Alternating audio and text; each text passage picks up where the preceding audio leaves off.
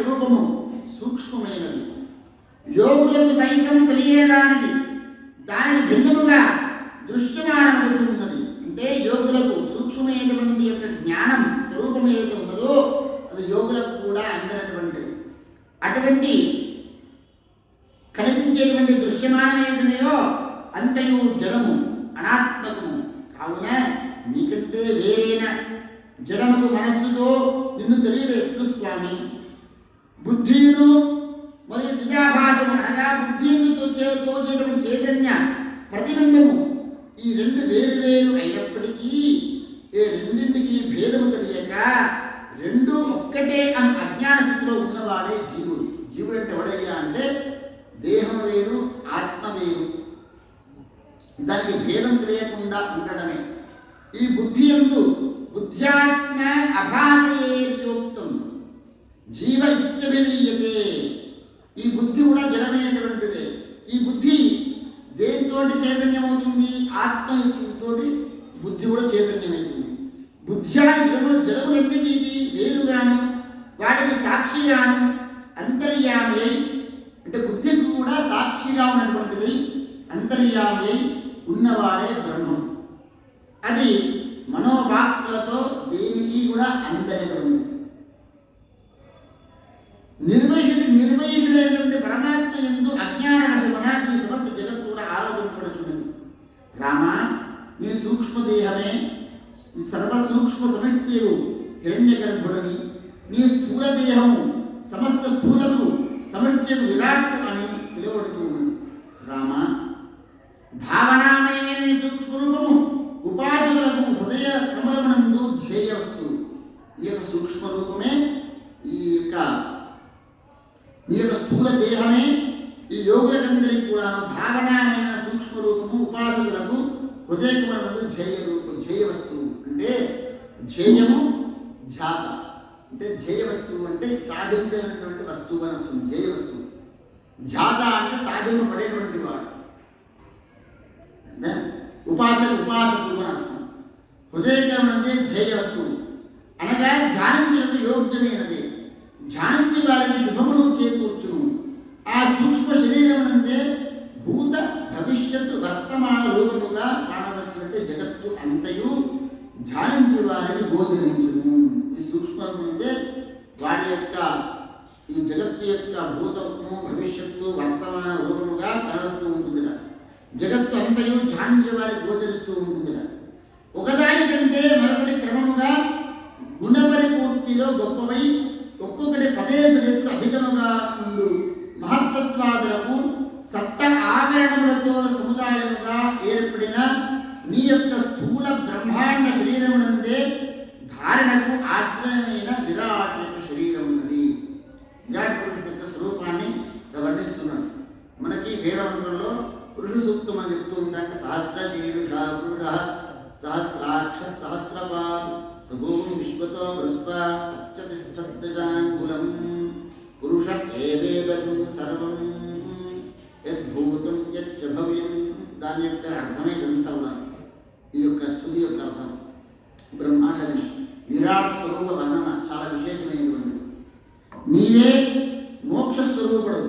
14 లోకములు నీ అవయవములు. 14 లోకాన్ని కూడా నీ యొక్క అవయవములు. అవి ఎటువంటి అవయవములు? పాతాళము నీ యొక్క పాదములు, మహాతలము మడమలు, రసాతలము తలాతలము 2 కూడా నీ యొక్క క్షీరమండలం. భగవంతుడు క్షీరమండలం. సుతలము మోకాళ్ళు, వితలము అతలము 2 తొడలు, కటిభాగమునకు వెనక దిగుగల జగన ప్రదేశము. ఇవంతా కూడా మహార్లోకము. భువర్లోకం ఏమిటి అంటే నాభిస్థానం. భూలోక భువర్లోక నాభిస్థానం. సువర్లోకము వక్షస్థలం, మహర్లోకము కంఠము, జనాలోకము ముఖము, తపోలోకము నొసలు, సత్యలోకము మస్తకము. రామ, ఇంద్రాది లోకపాలక గణము మీ యొక్క బాహువులు. ఆయన యొక్క బాహువులు ఎవరయ్యా అంటే దశబాహు. ఆయన యొక్క బాహువులు ఏమిటంటే ఇంద్రాది లోకపాలకులు. కర్ణములు దిశలు, కర్ణములన్నీ కూడా ఆయన కర్ణములన్నీ కూడా దిశలు. అశ్విని దేవతలు నాసిక, అగ్ని ముఖము, అగ్ని అంటే ముఖము. అందుకనే భగవంతు అగ్నిముఖావై దేవా అని ఉంది వేదం చెప్పేది. భగవంతుడు దగ్గర అగ్ని నుంచి ఆయన హవిస్సులు తీసుకుంటాడు. దుర్భిక్షం దేవలోకేషు దేవానాం ఆజ్యమాహారం. ఏ విధంగా తీసుకోవాలి దేవుడి ఆజ్యం?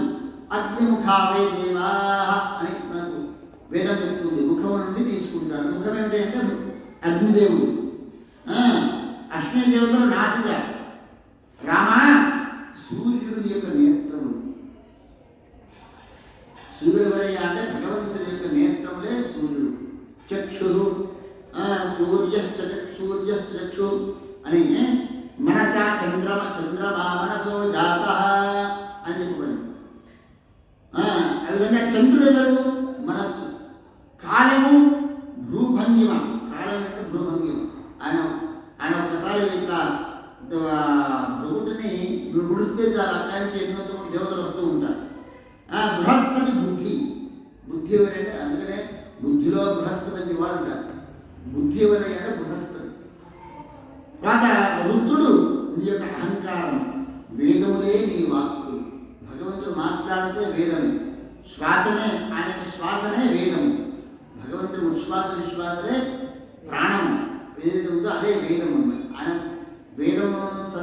అందుకనే వేద సదాశివో వేద వేదాధ్యాయే సదాశివ అని మన శాస్త్రం చెప్తుంది. సాక్షాత్ వేదం అంటే ఏంటి? సాక్షాత్ ఈశ్వరుడే. వేద సదాశివో వేద. వేదానికి ఈశ్వరుడికి భేదము లేదు. వేదాధ్యాయే సదాశివ.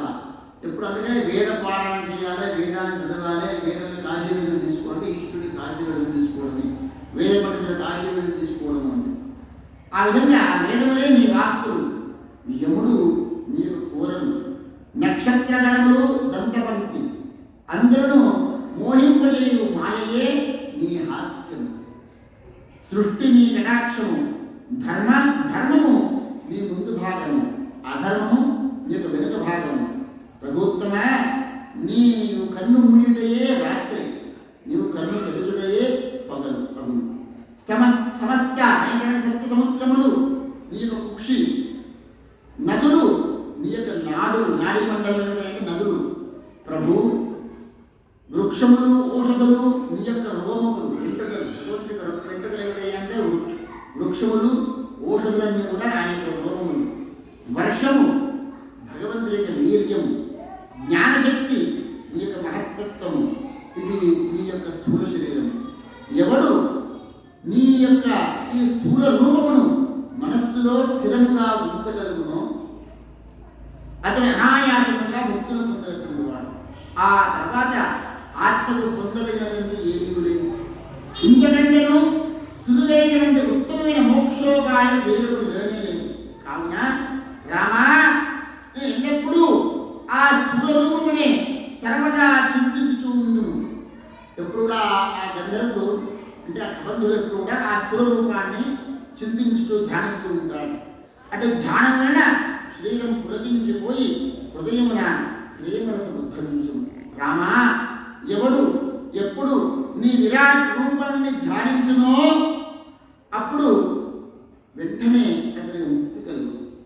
అయినను లీలావిహారి రూపమున నా మనస్సులో నేను ఈ రామస్వరూపమునే చింతించగలను. నేను అయినప్పటికీ కూడా విరాట్ రూపమున ఈ రాముణ్ణి ఇప్పుడు నువ్వు నాకు ఏ విధంగా దర్శనమిచ్చావో ఆ రూపాన్ని ఎల్లప్పుడూ ధ్యానించడం.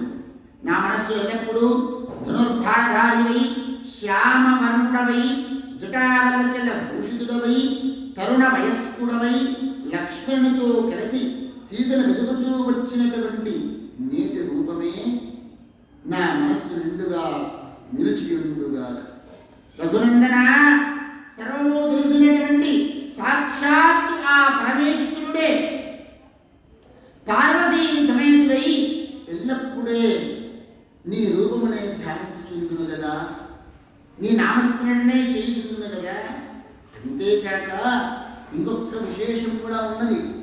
ఆ మహాదేవుడు కాశీక్షేత్రమునందు మరణించినటువంటి వారికి బ్రహ్మవాచకమైనటువంటి రామతారకాన్ని ఉపదేశించు. ఈ కాశీలో ఒక విశేషం ఉన్నది.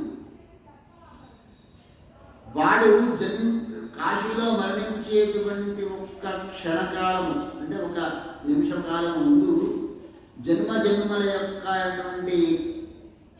పాప ఫలాన్ని కర్మఫలాన్నంతా కూడా అనుభవిస్తాడు. అనుభవించిన తర్వాత వాడు చనిపోయేటప్పుడు అమ్మవారు ఒళ్ళో పెట్టుకుంటుంది. పెట్టుకొని కుడి చెవి పైన పెడితే ఆ ఈశ్వరుడు మహాదేవుడు వచ్చి రామతారకాన్ని ఉపదేశిస్తాడు. ఆ రామతారకాన్ని ఉపదేశించబడినటువంటి కారణంగా వాడు ముక్తులైపోతాడు. కనుక శివుడికి రాముడు అంటే అంత ప్రేమ. శివుడికి గురువు ఎవరయ్యా అంటే సాక్షాత్ రామచంద్రమూర్తి.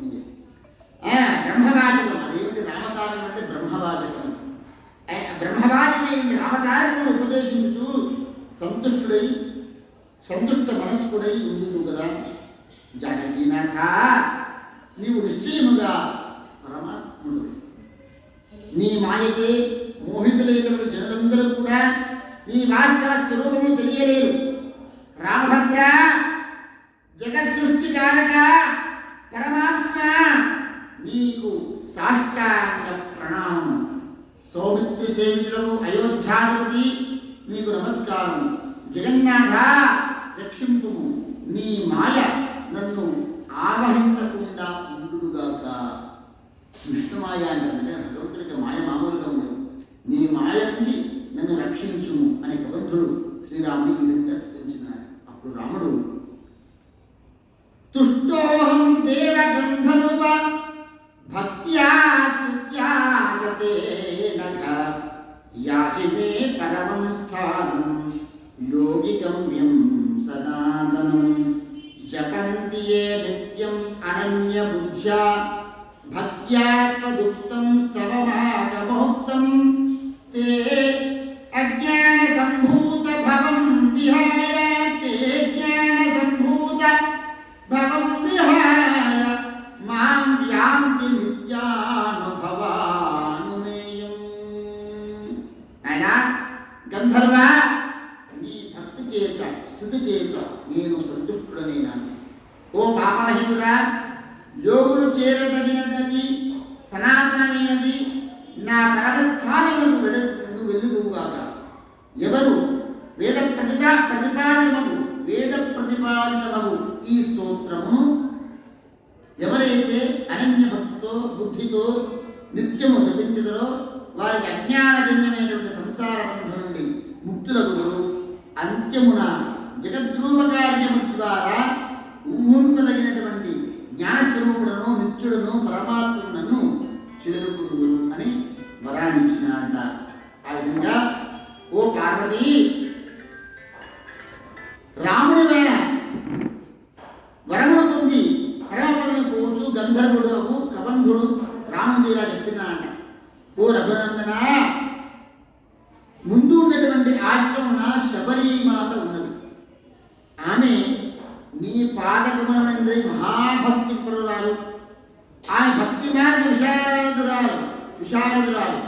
ఆమె వద్దకు వెళ్ళు అని ప్రార్థించాడు. ఓ మహానుభావ, ఆమె నీకు సమస్తమును చెప్పగలదు అని చెప్పి సూర్య సమభారశిరమగు విమానముల ద్వారా విష్ణుపదానికి వెళ్ళిపోయానట ఆ కవంతుడు. రామనామస్మరణ వలన లభించు ఫలము ఇట్టిదే. ఇత్యుక్త్వా ప్రయోసోపి విమానేనార్కవత్స విష్ణోపదం రామనామస్మరణే ఫలవీదృశము. రామనామస్మరణ వల్ల అందుకనే భగవంతుడు ఈశ్వరుడు ముక్తిని ప్రసాదించడం. ఆయనే నిరంతరం రామనామాన్ని ఉపదేశిస్తాడు కాశీలో. అంటే ఎవడైతే రామనామాన్ని నిరంతరం జపిస్తూ ఉంటాడో వాడి యొక్క దేహమే కాశీక్షేత్రం. తనలో ఉన్నటువంటి యొక్క పరమాత్మ ఏదైతే ఉన్నాడో ఆయన ఈశ్వరుడు ఈ దేహానికి ఈ సూక్ష్మ శరీరానికి గుర్తించేటువంటి వాడు. అందుకని ఎక్కడైతే రామనామస్మరణ జరుగుతుందో, ఎవడైతే రామనామస్మరణ చేస్తూ ఉంటాడో అదే కాశీక్షేత్రం. కనుక ఆ రామనామానికి అంతటి మహిమ ఉందన్నమాట. ఆ విధంగా రామనామ మహిమను ఇంత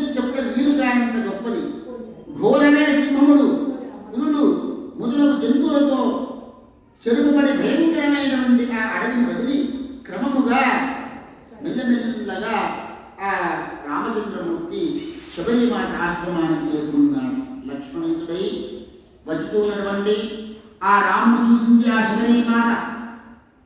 అత్యంత హర్షితమై శబరి వెంటనే లేచి ఎదురుగా వచ్చి ముందుకు వెళ్ళి రాముని యొక్క పాదము ముందు రాలి నమస్కారం చేసి హర్షముతో కన్నుల నీరు నిండగా ఆ కంటి యొక్క నీరు వస్తూ ఉంటే ఆ ఆనంద భాషలతో ఆ స్వాగతం పలికి అభినందించి ఆసనం నుంచి కూర్చోబెట్టి రామలక్ష్మణుల యొక్క పాదముల భక్తితో జాగ్రత్తగా చక్కగా కలిగిందని ఆ శబరిమాత.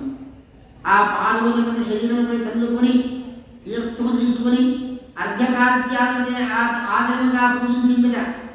సపర్యతో లక్ష్మణ సహితున్న రాముడికి విధ విధానముగా పూజించిందట. రాముడి కొరకే సంతోషముతో సేకరించే తెచ్చినటువంటి దివ్యమైన అమృత సమానమైనటువంటి ఫలములను రాముడికి ఎంతో ప్రీతితో భక్తిపూర్వకంగా సమర్పించింది. అతని పాదములను పరిమళ భరిత పుష్పములతో సుగంధానులేపములతో అర్చించింది ఆ శబరిమాత. ఆ విధంగా సోదర సహితులైన రాముడికి ఆతిథ్యం ఇచ్చిన పిదప భక్తి సంపన్నురాలకు శబరి అంజలి ఘటించి ఈ విధంగా చెప్పింది, ప్రార్థించింది. ఓ రఘుశ్రేష్ఠుడా రామచంద్రమూర్తి, ఈ ఆశ్రమములో నా గురువులు మునులు నివసించేటువంటి వారు. వారికి గురువులకు సాధువులకు మునులకు నేను శుశ్రూష సేవ చేస్తూ నేను ఉన్నాను. ఈ విధంగా వేలాది సంవత్సరాలు గడిచినాయి. వారు బ్రహ్మపదవికి వెళ్ళిపోతూ నాతో ఇలా అన్నారు, ఓ శబరి, నీవు ఇక్కడే ఉండవు, ఏకాగ్ర చిత్తముతో ఆ రామనామాన్ని జపం చేస్తూ రామాన్ని ఉపదేశం చేసి ఈ యొక్క నామాన్ని జపం చేస్తూ నీవు ఇక్కడే ఉండవు. ఆ పరమాత్మ రాక్షస వధములకు ఋషుల యొక్క రక్షణ కొరకై రాముడిగా దశరథుడి యొక్క పుత్రుడిగా రాముడిగా అవతరించి ఉన్నాడు. దగ్గరలో చిత్రకూట పర్వతమునందరి ఆశ్రమంలో ఆ ప్రభువు నివసించి ఉన్నాడు. అతడు ఇక్కడికి తప్పకుండా వస్తాడు.